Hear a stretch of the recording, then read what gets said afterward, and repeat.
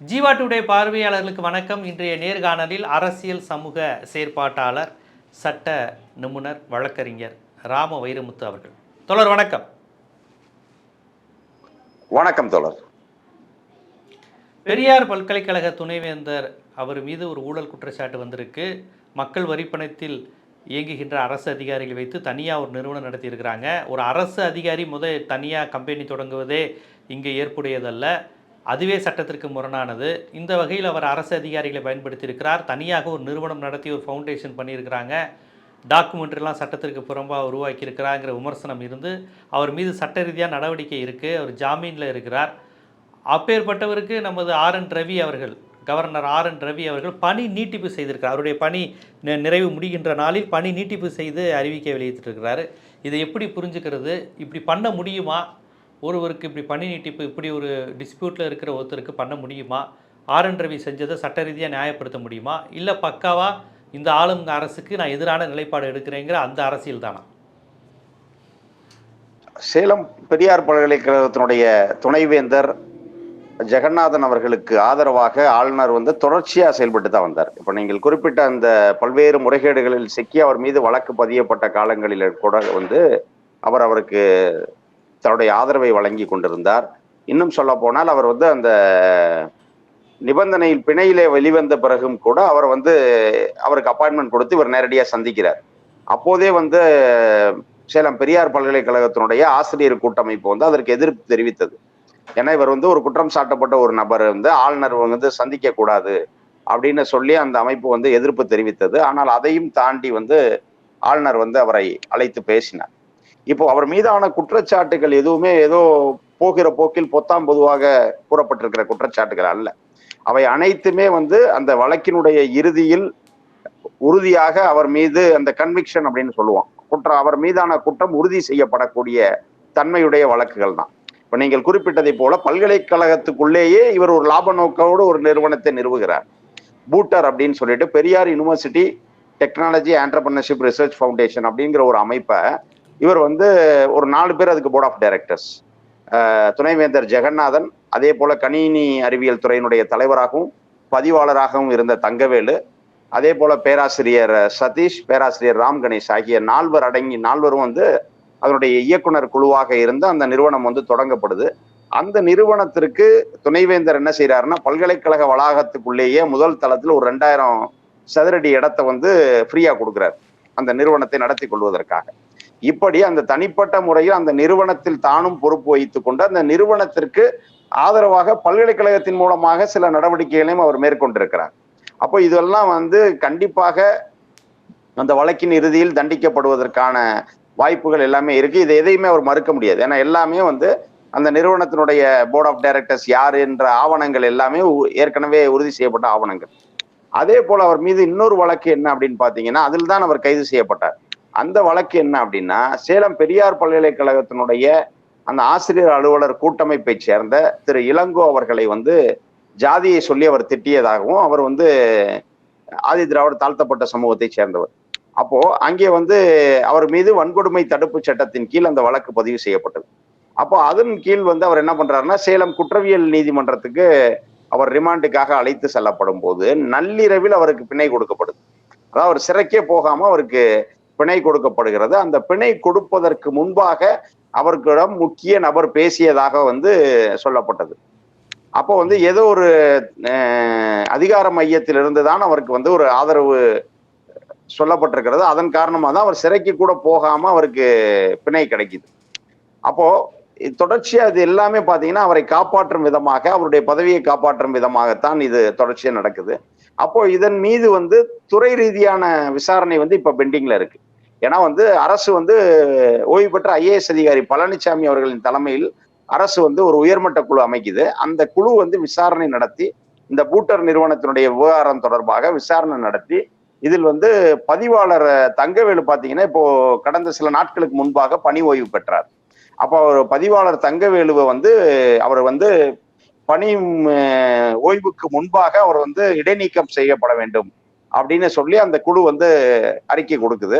அதன் தொடர்ச்சியாக அதை தமிழ்நாடு அரசினுடைய உயர்கல்வித்துறையும் துணைவேந்தருக்கு அவரை பணியிட நீக்கம் செய்யுங்கள் என்று அறிவுறுத்துகிறார்கள். ஆனால் அவர் அதை செய்யாம அவருக்கு அனைத்து பண பலன்களும் கொடுத்து அவர் ஓய்வு பெற அனுமதித்து விட்டார் ஜெகநாதன். அப்ப இதுவும் வந்து அவர் மீதான அடுத்த குற்றச்சாட்டுக்கும் தொடர்ச்சி. இப்படி இது போக வந்து அவர் சேலம் குற்றவியல் நடுவர் நீதிமன்றம் வந்து அவரை பிணையில் விட்டதே தவறு அப்படின்னு சொல்லி உயர் நீதிமன்றத்தில் வந்து வழக்கு எடுத்து செல்லப்பட்டிருக்கிறது. ஏன்னா பொதுவா வன்கொடுமை தடுப்பு சட்டங்கள்ல பாத்தீங்கன்னா வன்கொடுமை தடுப்பு சட்டத்துக்காகவே சிறப்பு நீதிமன்றம் இருக்கும். அப்ப அந்த சிறப்பு நீதிமன்றத்தின் கீழ் தான் அவர் வந்து அணுகி தன்னோட பிணை வாங்கணும். ஆனா ஒரு சிறப்பு நீதிமன்றத்தினுடைய அதிகாரத்தை வந்து ஒரு குற்றவியல் நடுவர் நீதிமன்றம் பயன்படுத்திய தவறு அப்படின்னு சொல்லி அரசு வந்து உயர் நீதிமன்றத்தில வழக்கை எடுத்து சென்றிருக்கிறது. அது வந்து இப்போது விசாரணை வந்து அங்கே நிலுவையில் இருக்கிறது. இப்படி தொடர்ச்சியா அவர் மீது வழக்கு. இப்ப சமீபத்துல கூட இன்னொரு முறைகேடு என்னன்னு பாத்தீங்கன்னா, அந்த பல்கலைக்கழகத்தினுடைய கல்வியியல் துறை தலைவர், அந்த துறை பொதுவா பாத்தீங்கன்னா ஒரு பல்கலைக்கழகத்துல ஒரு துறையில பணியாற்றினவங்க தான் அதுல பதவி மூப்பின் அடிப்படையில் அவர் வந்து துறை தலைவரா வர முடியும். ஆனா இவர் என்ன பண்றாருன்னா அந்த பல்கலைக்கழக அந்த வகையில் வந்து தனலட்சுமி என்பவர் தான் இங்கே பதவி மூப்பின் அடிப்படையில அவர் அங்கே துறை தலைவரா பொறுப்பேற்கணும். ஆனா இவர் துணைவேந்தர் ஜெகநாதன் என்ன பண்றாருன்னா பல்கலைக்கழகத்தோட உறுப்பு கல்லூரிகளில் இருந்து அஃபிலியேட்டட் காலேஜ்ல இருக்கக்கூடிய அங்கே பிரின்சிபால் ஒருத்தர் பேராசிரியர் வெங்கடேஸ்வரன்கிறவரை எடுத்து அவரை கொண்டு வந்து கல்வியியல் துறை தலைவரா போடுறாரு. ஆக இது அனைத்துமே இப்ப எந்த கல்லூரியில இப்ப உதாரணத்துக்கு மதுரை காமராஜர் பல்கலைக்கழகம் இருக்குன்னா அந்த பல்கலைக்கழகத்துக்குள் பணியாற்றுபவர்கள் தான் பதவி மூப்பில் வர முடியுமே தவிர பல்கலைக்கழகத்துடைய உறுப்பு கல்லூரிகளில் இருக்கவங்களையும் வந்து அங்கே வர முடியாது. ஆக இது மாதிரி தொடர்ச்சியாக அவர் வந்து அவர் மீதான முறைகேடுகள் அனைத்துமே ஆதாரபூர்வமாக இருக்கிறது. ஆனா தொடர்ந்து அவருக்கு வந்து ஆளுநர் வந்து அவரை பாதுகாத்துட்டே வர்றாரு. அப்போ இது எல்லாமே ஆளுநருடைய ஆசீர்வாதத்தின் கீழ் தான் இவர் செய்தாரா அப்படிங்கிற ஒரு சந்தேகம் நமக்கு வருகிறது. இன்னொன்று வந்து இப்ப வழக்கு வந்து வலுவாகி கொண்டிருப்பதால் தான் துணைவேந்தரா இருந்தா மட்டும்தான் அவருக்கு சில பாதுகாப்பு இருக்கு. இப்ப நாளைக்கே அவர் துணைவேந்தர் பதவி போயிடுச்சுன்னு வைங்களேன், ஒரு முன்னாள் துணைவேந்தராக இருந்தால் மீண்டும் கூட அந்த வழக்கில் அவர் கைது செய்யப்படலாம். அப்போ அதையெல்லாம் அவர் வந்து கணக்கில் கொண்டுதான் ஆளுநர் வந்து அவரை காப்பாற்றும் விதமாகத்தான் இந்த பதவி நீட்டிப்பை கொடுத்திருக்கிறார் என்று பார்க்க வேண்டியது இருக்குது. ஏன்னா இன்னொன்னு பாத்தீங்கன்னா இவரை பதவியில் நீட்டிக்க வைக்கணும்னு தான் தேடுதல் குழு அமைக்காமலே இவர் வந்து இழுத்தடிச்சிட்டு வர்றாரு. பொதுவா பாத்தீங்கன்னா ஒரு துணைவேந்தருக்கு பதவிக்காலம் முடிய போகிறதுனா ஏறத்தாழ அதுக்கு 3 மாதம் முன்பாகவே சர்ச் கமிட்டி போட்டுருவாங்க, அந்த தேடுதல் குழு போட்டுருவாங்க. அதில் 3 பிரதிநிதிகள், செனட்ல இருந்து ஒரு பிரதிநிதி, சிண்டிகேட்ல இருந்து ஒரு பிரதிநிதி, அரசு பிரதிநிதி ஒருவர் என 3 பேர் வந்து போடுவாங்க. ஏற்கனவே இவர் சென்னை பல்கலைக்கழக விவகாரத்துல வந்து என்ன பண்ணாருன்னா தான் ஒரு பிரதிநிதியை போட்டார், 4வது பிரதிநிதியா. ஆனா அதுவே வந்து உச்சநீதிமன்றத்தில் வந்து வழக்கு தமிழக அரசு போட்ட உடனே அதுல வந்து ஆளுநர் வந்து பல்ட்டி அடித்தார். பல்ட்டி அடிச்சு அந்த பழைய குழுவை கலைத்து விட்டு அதே குழுவில் இருக்க 3 தன்னுடைய பிரதிநிதியை மட்டும் விலக்கிட்டு மிச்ச 3 தான் வந்து அங்கீகரித்து சென்னை பல்கலைக்கழகத்துக்குடைய தேடுதல் குழுவா சொன்னார். ஆனா இங்க வந்து அந்த தேடுதல் குழுவை அமைக்கிறதுக்கே டிலே பண்ணிட்டு அதை ஒரு காரணமாக சொல்லி இவருடைய பதவியை மே 19, 2025 வரை ஏறத்தாழ ஒரு 11 மாதத்திற்கு இன்றைக்கு பதவி நீட்டிப்பு வந்து அவர் கொடுத்திருக்கிறார். இது வந்து கண்டிப்பாக ஒரு தவறான முன்னுதாரணம். இது வந்து நாளை கண்டிப்பாக இப்ப இன்றைக்கு சட்டப்பேரவையிலேயே ஆளுநர் ஷானவாஸ் அவர்கள் எழுப்பிய கேள்விக்கு பதிலளித்த உயர்கல்வித்துறை அமைச்சர் பொன்முடி என்ன சொன்னார்னா இதை வந்து நாங்க சட்ட ரீதியாக எடுத்து செல்வோம். ஒருவேளை வந்து துணைவேந்தர் அவரை வந்து பதவி நீட்டிப்பு கொடுத்தாருன்னா அதை வந்து நாங்கள் அனுமதிக்க மாட்டோம், நாங்க அதை நீதிமன்றத்துக்கு எடுத்துட்டு போவோம் அப்படின்னு சொன்னாரு. அப்படி நீதிமன்றத்திற்கு அவர்கள் எடுத்து செல்லுகிற பட்சத்தில் கண்டிப்பாக வந்து இவருக்கு கொடுக்கப்பட்ட பதவி நீட்டிப்பு அப்படிங்கிறது வந்து ரத்து செய்யப்படுவதற்கான வாய்ப்புகள் தான் அதிகம். ஏன்னா இதற்கு முன்பாக வந்து மதுரை காமராஜர் பல்கலைக்கழகத்தினை துணைவேந்தராக இருந்த கல்யாணி மதிவாணன் அவர் வந்து கடந்த அதிமுக ஆட்சி காலத்தில அக்கட்சியினுடைய முன்னணி தலைவராக இருந்த நெடுஞ்செழியன், அதே போல அக்கட்சியின் அமைப்பு செயலாளர் இருந்த விசாலாட்சி நெடுஞ்செழியன் ஆகியோருடைய மருமகள் தான் கல்யாணி மதிவாணன். அவர் மீது இதே போன்ற ஒரு புகார்ல சிக்கி அவருடைய பதவி வந்து ரத்து செய்யப்பட்டது. அவருக்கு பின்னால் வந்த துணைவேந்தராக இருந்த செல்லத்துறை அவர்கள் மீதும் இதே மாதிரி ஒரு சிக்கல் வந்து அவருடைய பதவி நீட்டிப்பு வந்து நீதிமன்றம் மூலமாகவே அவர் வந்து அவருடைய பதவி வந்து பறிக்கப்பட்டது. ஆக இது போன்ற முன்னுதாரணங்கள் இருப்பதால கண்டிப்பாக சேலம் துணைவேந்தர் ஜெகநாதன் அவர்களுக்கு ஆளுநர் RN ரவி இப்போது அளித்திருக்கக்கூடிய அந்த பதவி நீட்டிப்பு என்பது சட்டப்படி நிலைக்கத்தக்கதல்ல. கண்டிப்பாக அதில் வந்து பதவி நீட்டிப்பு ரத்து செய்யப்படும். இவ்வளவு சட்ட ரீதியான ஒரு பிரச்சனைகள் இருக்கிற ஒரு நபரை, ஜாமீனில் வந்திருக்கக்கூடிய ஒரு நபரை, இல்லை அவர் ஜாமீனை ரத்து செய்யணும்னு உச்சநீதிமன்றத்தில் வழக்கு நிலுவையில் இருக்கக்கூடிய ஒரு நபரை, அங்கு இருக்கக்கூடிய கல்வி அமைப்புகள் இவரை ஆளுநரை சந்தித்ததே தவறு என்று கோரிக்கை வைத்து விமர்சனம் செய்திருக்கக்கூடிய இந்த நிலையில் இன்றைக்கி அவருக்கு முடியுதுன்னா பணி நீட்டிப்பு செய்கிறேன் அப்படிங்கிற அளவுக்கு மீண்டும் அவருக்கு வாய்ப்பு தந்திருக்காருன்னா அதை நம்ம எப்படி புரிந்துக்கிறது? இதை எப்படி அவங்க நியாயப்படுத்துவாங்க? இதை என்ன சொல்லுவாங்க? ஒருவேளை கேஸ் டிஸ்பியூட்ல இருக்கு, எதுவும் ப்ரூவ் ஆகலைன்னு சொல்லுவாங்களா? எப்படி சொல்லுவாங்க அவங்க? இல்ல, அதாவது இப்போ அதற்குமே சில முன்னுதாரணங்கள் இருக்கு. அதாவது ஒரு நபர் வந்து தன்னுடைய பணிக்காலத்தில் ஒரு குற்றத்திலே சிக்கி கைது செய்யப்பட்டாலே அவர் வந்து பதவி பறிக்கப்படும். இப்போ உதாரணத்திற்கு வந்து கோவை அண்ணா பல்கலைக்கழகத்தினுடைய துணைவேந்தராக இருந்த ராதாகிருஷ்ணன், அதே போல வந்து கோயம்புத்தூர் பாரதியார் பல்கலைக்கழகத்தினுடைய துணைவேந்தராக இருந்த கணபதி, இவங்க வந்து அவங்க பதவி காலத்தில் அவர்கள் மீது வந்து சிக்கல் வருகிறது. அதன் தொடர்பாக அவர்கள் கைது செய்யப்படுகிற சூழல் வரும் பொழுது அவர்கள் இருவருமே பணியிடை நீக்கம் செய்யப்பட்டார்கள் துணைவேந்தர் பொறுப்பிலிருந்து. ஆனால் இவர் வந்து என்ன பண்றாங்கன்னா, இவர் வந்து அதை விட மிக முக்கியமான குற்றச்சாட்டாக ஒரு வன்கொடுமை தடுப்பு சட்டத்துல கைது செய்யப்படுறார். ஆனாலும் கூட ஆளுநர் வந்து அவரை போற்றி பாதுகாக்கிறார். அவர் மீது எந்த நடவடிக்கை எடுக்க விடாம அவரை பாதுகாத்துக் கொண்டிருக்கிறார். ஆக இந்த நிலையில வந்து இப்போ வந்து ஒருவேளை இந்த பூட்டர் நிறுவனத்தின் மூலமாக நடைபெற்ற நிதி முறைகேடுகள் அது வந்து ஆளுநர் வரை போயிருக்கிறதா என்றெல்லாம் கூட நம்ம சிந்திக்க வேண்டியது இருக்கு. ஏன்னா வந்து ஒருவர் வந்து தொடர்ந்து ஒரு சிக்கல்ல இருக்கக்கூடிய நபர், ஏதோ ஒரு பிரச்சனை இல்லை இவர் மீது. இப்ப நம்ம சொன்ன மாதிரி வன்கொடுமை தடுப்பு சட்டம் இருக்கு, பல்கலைக்கழகத்துக்குள்ளேயே நிதி வந்து தவறாக பயன்படுத்தி இருக்கிறார், இன்னொரு நிறுவனத்தை தொடங்கி இருக்காரு, அதே போல வந்து தவறான ஒரு நபருக்கு வந்து துறை தலைவராக நியமனம் அளித்திருக்கிறார். இப்படி பல்வேறு சிக்கல்கள். ஒரு அரசமைத்த உயர்மட்ட குழுவினுடைய அறிவுறுத்தலை ஏற்காமல் அவர் தனக்கு வேண்டிய பதிவாளரை வந்து பணப்பலன்களோடு ஓய்வு பெற அனுமதித்திருக்கிறார். இப்படி பல்வேறு குற்றச்சாட்டுகள் இருக்கு. இது அனைத்திற்கும் மேலாக உயர்நீதிமன்றத்தில் அவர் மீதான அந்த வழக்கும் நிலுவையில் இருக்கு. ஆனா இந்த நேரத்திலும் அவரை வந்து மீண்டும் பதவி நீட்டிப்பு கொடுத்து பாதுகாக்கிறார் என்று சொன்னால் கண்டிப்பாக துணைவேந்தர் ஜெகநாதன் அவருடைய முறைகேட்டிலே ஆளுநருக்கும் பங்கு இருக்கிறதா என்றுதான் மக்கள் ஐயப்பட வேண்டிய ஒரு நிலை உருவாகும். இன்னொன்று வந்து இவர் மீண்டும் மீண்டும் அரசோடு மோதல் போக்க வந்து கடைபிடிக்கணும். அப்போ இதன் காரணமாக இந்த அரசுக்கு வந்து ஏதாவது ஒரு சிக்கலை நம்ம தலைவலி ஏற்படுத்தி கொண்டே இருக்கலாம் அப்படின்னு நினைக்கிறாரு. கண்டிப்பாக இது வந்து இந்த அரசு அதை எளிதாக எதிர்கொள்ளும். ஏன்னா இது சட்ட ரீதியாக இவரோடு போராட தொடங்கிய காலம் அனைத்திலுமே வந்து ஆளுநர் வந்து தமிழ்நாடு அரசிடம் தோற்று இருக்கிறார். அவர் வந்து சட்ட முன்வடிவுகளாகட்டும், நிறைவேற்றி அனுப்பிய சட்ட முன்வடிவுகளாகட்டும், அதே போல அமைச்சர் பொன்முடிக்கு அவர் வந்து பதவியேற்பு செய்து வைக்க மாட்டேன் என்று சொல்லி கடைசியில உச்சநீதிமன்றத்தினுடைய கண்டனத்தினால் வந்து பதவியேற்பு செய்து வைத்தார். இப்படி தொடர்ச்சியாக தமிழ்நாடு அரசிடம் வந்து அவர் ஒவ்வொரு முறையும் தோல்வியை தழுவி கொண்டுதான் இருக்கிறார். அமைச்சர் செந்தில் பாலாஜியை நீக்கிறேன் அப்படின்னாரு, அப்புறம் அடுத்த அரை மணி நேரத்துல நீக்கினது வந்து தவறுங்கிறது அவரே உணர்ந்து அதை வாபஸ் வாங்கியது. இப்படி பல்வேறு விஷயங்களில் வந்து சட்ட ரீதியாகவும் சரி, தார்மீக அடிப்படையிலும் சரி, தமிழ்நாடு அரசிடம் வந்து அவர் தோற்றுக்கொண்டே இருக்கிறார். அந்த தோல்வியோட அடுத்த கட்டம் தான் இந்த சேலம் துணைவேந்தர். இங்கேயும் வந்து அவர் என்னதான் செஞ்சாலும் அரசு எடுக்கிற அந்த சட்ட நடவடிக்கைகள் தான் வெற்றி பெறும். இப்போ ஒரு தவறான நபருக்கு பணி நீட்டிப்பு அப்படிங்கிறத வாதம் அந்த அடிப்படையிலே இது போகுது. நீங்கள் இதில் கண்டிப்பாக அந்த தவறான நபரை இவ்வளோ காப்பாற்றுறாருன்னா கண்டிப்பாக அவருக்கு அதில் ஆதாயம் இல்லாமல் இருக்காது. ஏன்னா தனிப்பட்ட ஜெகநாதனை காப்பாற்ற வேண்டிய அவசியம் ஆர்.என். ரவிக்கு எங்கேருந்து வந்தது அப்படிங்கிற கேள்வியை சாமானியர்களும் கேட்பாங்க. அதை நீங்கள் கூட இதில் குறிப்பிட்டீங்க, ஏதோ ஒரு தொடர்பு இருக்க வாய்ப்பு இருக்குன்னு. அப்போ இது அடுத்த கட்டமாக ஆளுநர் மீது எதுவும் சட்ட ரீதியாக நடவடிக்கை பாய வாய்ப்பு இல்லையா? எப்படி நீங்கள் தப்பான நபருக்கு இப்படி பண்ணி வைக்கிறீங்க, அப்போ உங்களுக்கு என்னங்கிற அந்த கோணத்தில் இந்த வழக்கு பாய வாய்ப்பு இல்லையா? இல்ல, வழக்கம் போலதான். அவருக்கு அங்க போய் மன்னிப்பு கேட்கறது ஒன்றும் புதுது இல்லைல்ல. ஏன்னா ஒவ்வொரு முறை இதே போற நீதிமன்றத்துக்கு போனோடனே என்ன செய்யறாருன்னா, இது தவறு தான், இப்போ உடனே அரசு என்ன சொல்லுதோ அதை ஏத்துக்கிறேன். இப்போ அங்கேயும் போய் அவர் துணிந்து அதே மாதிரி நின்றாருன்னா தான் அந்த கண்டனத்துக்கு ஆளாக வேண்டியது இருக்கும், அந்த நடவடிக்கைகளுக்கு ஆளாக வேண்டியது இருக்கும். அப்போ உச்சநீதிமன்றத்துக்கு போன உடனே நீங்க சொல்றதுக்கு நான் கட்டுப்பட்டுக்கிறேன் அப்படிங்கிற மாதிரியான ஒரு நிலைப்பாட்டை எடுத்து விடுகிறார். வழக்கம் போல அவங்க கையில வைத்திருக்கக்கூடிய அந்த சவர்கர் ஃபார்முலால அதை பயன்படுத்தி அவர் வீழ்ந்துடுறாரு. அதனால வந்து நடவடிக்கைகள் வந்து தப்பித்து விடுகிறார்.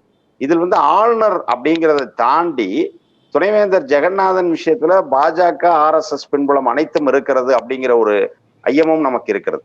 ஏன்னா இதே போல அவர் கைதாக வேண்டிய சூழல், அப்போ கைதாகி இருக்கக்கூடிய அந்த நேரத்துல வந்து இவருக்கு ஆதரவாக பாஜக தலைவர் அண்ணாமலை பேசுறாரு.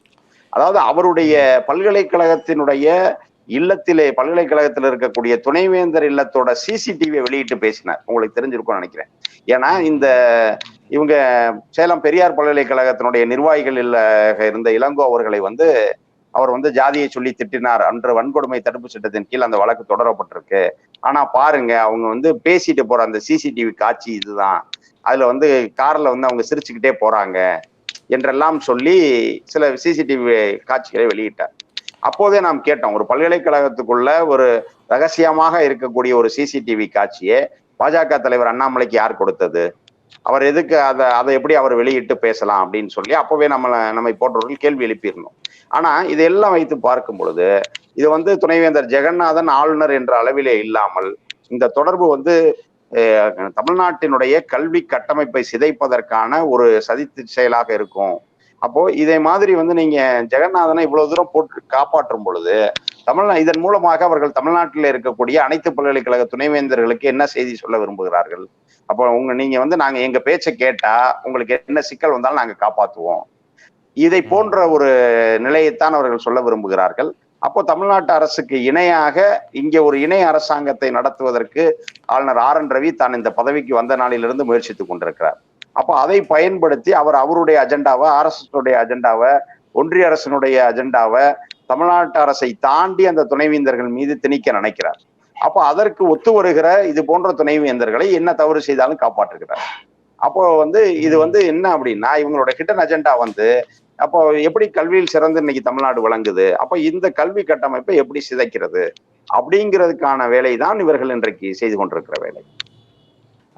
தமிழ்நாட்டினுடைய அந்த வளர்ச்சி கட்டுமானங்கள் இங்கே திராவிட இயக்கங்கள் இத்தனை ஆண்டு காலமாக நீதி கட்சியிலேருந்து உருவாக்கி வைத்திருந்து அந்த கட்டுமானத்தை சிதைக்கின்ற அவர்களுடைய சதியினுடைய ஒரு பகுதியாக தான் அதை பார்க்குறீங்க. கண்டிப்பாக. ஏன்னா இன்னைக்கு வந்து இந்திய அளவில் வந்து கிராஸ் என்ரோல்மெண்ட் ரேஷியோல நம்ம தான் முதலிடத்துல இருக்கிறோம். இப்போ 12ஆம் வகுப்பு முடிக்கிற மாணவர்களில் கல்லூரிக்கு வருகிற அந்த விகிதம் தான் கிராஸ் என்ரோல்மெண்ட் ரேஷியோ. அந்த GR வந்து நம்ம தேசிய சராசரியை விட ஏறத்தாழ 2 மடங்கு அதிகமாக இருக்கிறோம். அப்போ வந்து இதையெல்லாம் பார்க்கும் பொழுது அவர்களுக்கு உறுத்துகிறது. இப்போ கல்வியில் சிறந்து இருப்பதனால்தான் நாம் இந்த மாநிலத்துக்குள் நுழைய முடியவில்லை அப்படின்னு அவங்க நினைக்கிறாங்க. அப்போ இது போன்ற வேலைகளை நாம் செய்தாவது நாம் அந்த இடத்துக்குள்ள போகணும் அப்படிங்கிற அவர்களுடைய திட்டத்தின் ஒரு பகுதியாகத்தான் இதையும் நாம பார்க்க முடியும். இப்போ அதே மாதிரி இப்போ ஜெகநாதன் மீது உள்ள வழக்கு ஆளுநர் மீது பாய்ந்தாலும் அவங்க மன்னிப்புங்கிற ஒரு விஷயத்த சொல்லிட்டு விட்டுருவாங்க. அதுக்குள்ள டெப்தா என்ன தொடர்புங்கிற மாதிரி போக மாட்டாங்க, அப்படியே விட்டுரும், கேஸ் எல்லாமே விட்டுரும். ஆளுநருக்கு அப்படி ஒரு சட்டம். ஆமா, கண்டிப்பா. அவர் என்ன சொல்லுவாருன்னா கன்விக்ஷன் ஆகல, அதனால வந்து வெறும் குற்றச்சாட்டு மட்டும் இருந்ததால நான் வந்து பதவி நீட்டிப்பு கொடுத்தேன் அப்படிங்கிற மாதிரி அவர் சொல்லி விடுவார். அப்போ இதெல்லாம் ஆளுநர், டெல்லி மேலிடம் அவங்க கொடுக்குற சிக்னல், அவங்க கொடுக்குற நம்பிக்கையில் தான் அந்த முறைகேடுகளே நடக்குது. அதனால தான் அவங்களால துணிச்சலாக அதெல்லாம் செய்ய முடியுது எவ்வளோ விஷயங்கள் வந்தாலும். இதை வந்து இப்போ தமிழ்நாடு அரசு தடுக்க முடியாதா? இப்போ இந்த தொடர்ச்சியாக அது நடக்கிற விஷயத்தை தடுக்க முடியாதா? ஏன்னா RN Ravi get out RN Ravi என்றே தமிழ்நாட்டு மக்கள் வந்து உங்களுக்கு நல்லா தெரியும், அந்த ஹேஷ்டேக்லாம் பரவுச்சு. அப்படி ஒரு தீர்மானத்தை தமிழ்நாட்டில் இனி பண்ண முடியாதா? இனிமேல் எங்களுக்கு ஆளுநர்கள் வேணாம் அப்படிங்கிற மாதிரியான விஷயத்தை அடுத்த கட்டத்தை நோக்கி நகர முடியாதா? இது போன்ற விஷயங்களை முன்னுதாரணமாக காட்டி தொடர்ச்சியாக இந்த மாதிரி இவங்க பண்ணிக்கிட்டு இருக்கிறாங்க, தொடர்ச்சியாக இந்த மாதிரி விஷயங்கள் நடந்துக்கிட்டு இருக்கு, நாங்கள் எவ்வளோ தான் பொறுத்துக்க அப்படிங்கிற மாதிரி இதையெல்லாம் காரணம் காட்டி அப்படி ஒரு தீர்மானத்தை கொண்டு வர முடியாதா? கேரளாவில் ஏற்கனவே இதுக்கு முயற்சியெல்லாம் செஞ்சாங்க.